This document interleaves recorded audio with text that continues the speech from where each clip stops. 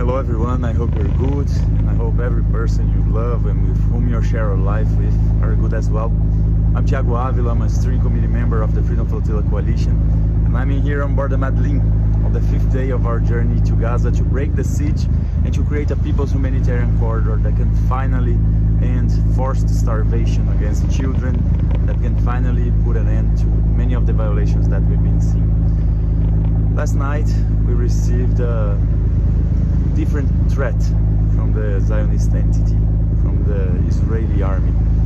They were saying that they were discussing today what they would do to us on our humanitarian mission with 12 people on board this boat carrying food, medicine, water filters, prosthetic for amputated children, and crutches, things that are forbidden on this 18-year siege against the Palestinian people in Gaza, and which is part of 8 decades of genocide and ethnic cleansing against the Palestinian people. They said that they were still considering their options, that they would either let us stranded at sea, or they would take us, they would arrest us, take us to Ashdod port, and then do the thing that they did to many of the previous flotillas. They also said that they were assessing the situation considering the political conditions. It's very important that we are transparent with everyone here. They have the weapons. If they want to, they can kill us. There is not much we can do. If they bring explosives with drones, like they did 1 month ago on our other boat, the Conscience, if they come and board our boat to execute us like they did 15 years ago on the Mavi Marmara, there's little we can do to stop them. We are a non-violent mission, we are a humanitarian mission. There's no military victory for us. But the thing is that if they do stop us, whether it is for an interception, to kidnap us, to take us against our will from international waters, which is not Israeli waters, or even when we are getting to Gaza, which is Palestinian territorial waters, they would be committing war crimes. And especially if they attack us, if they kill any of us, hindering any mission with humanitarian aid is already a violation of ICJ, International Criminal Court of Justice, provisional rulings on the case opened by South Africa against the State of Israel for the commitment of genocide. So, on international law, we are doing the right thing actually. We are doing what countries should be doing, which is to bring food to people who are starving to death, which is to bring aid to children who are being amputated without anesthesia. More than 10,000 children have been amputated in these conditions. So we have the international law on our side, but most of all, we have millions and billions of people on our backs here. They're not on the boat with us, but they're on our backs because the world finally understood that we need to put an end to a regime that promotes the genocide, to a regime that counts on its success in the amount of children killed, that counts on its success on the amount of land grab they do, the amount of destruction that they promote. This needs to end. And we know we are 12 people here, but we are part of something far greater than us that demonstrates on the streets every day, growing and growing each day more, the demonstrations, in the boycotts, in people disrupting arm factories, in people sharing the truth through big techs that do not want to share the truth, sharing the truth and breaking media blockades from some media channels that did not want to share the truth unless it was impossible not to share and they wanted to save face. So it's very important that we're all together in the same mission. They can, if they want, they can stop a boat. Our Freedom Flotilla missions, we have 4 macro scenarios all the time. We have the possibility of getting stuck at port through bureaucratic warfare. They defeated us quite a bunch of times like this a while ago. 1 year ago in Istanbul, for example, that was the kind of defeat that we suffered. We could also be intercepted, we could also be attacked, but we have the 4th macro scenario, which is to get to Gaza. And once we get to Gaza, we distribute all the aid we carry, we provide whatever medical treatment we can provide with our doctor, we provide all the denunciations and all the documentations of violations that we need to provide on our way there, and then we declare that a people's humanitarian corridor has been opened. And then we get back, because we need to bring more food and aid, and we want to accompany more boats, much bigger boats than ours, that they will have much more capacity to solve the situation of starvation of children and of the Palestinian people as a whole. So our goal is as simple as that. We are not a mission that can achieve any type of victory other than delivering food and aid and bringing awareness to people of an illegal siege of 18 years, a terrible, horrific genocide and ethnic cleansing of 8 decades.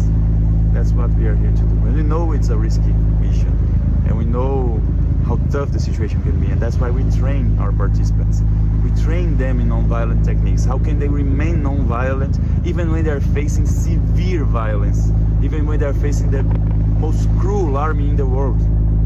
So we do our best. We practice all the emergency procedures as well. If they bomb our boat, what's the biggest chance of survival for everyone?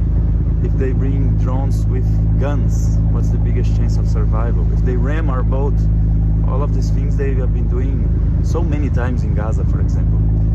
I always say that what they threatened to do to us, what they actually did to previous flotillas, is a small fraction of what they do with the Palestinian people, what they do with the Lebanese people, what they do with the Yemeni people, and so many peoples in the region. So it's very important that we are here doing this in solidarity with the Palestinian people. And I like to say this to the IOF soldier and to the IOF spokesperson, and even to Benjamin Netanyahu himself. Understand that your days are counted. The world will never accept a genocidal regime anymore. The world will never again believe your lies. The world will never again submit to your money, submit to your ways of oppressing people. So this regime cannot stand. And yes, you can kill 12 people here. You can destroy a boat. You can bring to the bottom of the ocean all the aid that we are carrying here. But then you just have killed 12 more people of dozens of thousands of Palestinians that you killed just in the last 1 year and 9 months. But you will not have killed the idea. The idea cannot get killed. The idea that people do not deserve to be starved to death. The idea that all people deserve to be free and equal. The idea that colonization is a bad thing, that an apartheid state is a bad thing, that racism and supremacism is an unacceptable thing. And the idea that imperialism cannot try to rule this world, cannot try to submit all people to their will, and eventually they all fall. Even the worst of the empires, the strongest empires in human history, they all fell, and we will find a way for the people to be deciding, to be taking control of our destiny. And we will find a way to live a society with happiness, with justice, organized, and in a way that is connected to the nature that we are a part of. And yes, we will build a better world. All you can do is try to, with your violence, try to stop us, but the effect will be the exact opposite. If you kill our mission, if you kill our people here, what's gonna happen is that in a few weeks, I can guarantee to you that there will be dozens of new ships carrying hundreds and thousands of new people to break the same siege. And if you attack them, there will be thousands and maybe even millions of people breaking the siege in any way they can to stop this horrific regime. There's no way you can stop us.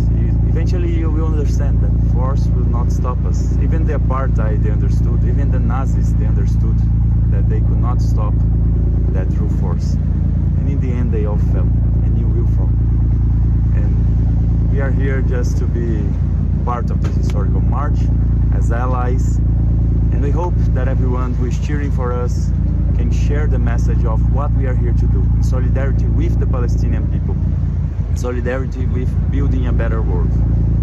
We are non-violent, we are a humanitarian mission.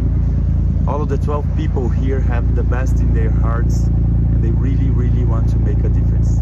And I know this is unacceptable to hateful regimes, but that's what we are here to do, and we do not ask for your permission. So that's why we are not obeying you, because you have no authority under these waters or in the Palestinian territory. And we will proceed all the way to Gaza to open a people's humanitarian corridor and to be useful for this global uprising that will not stop until Palestine is free. I'm speaking here on the 5th day of the Medellin, somewhere in the Mediterranean Sea. I hope you're good, a big hug, and let's transform this world.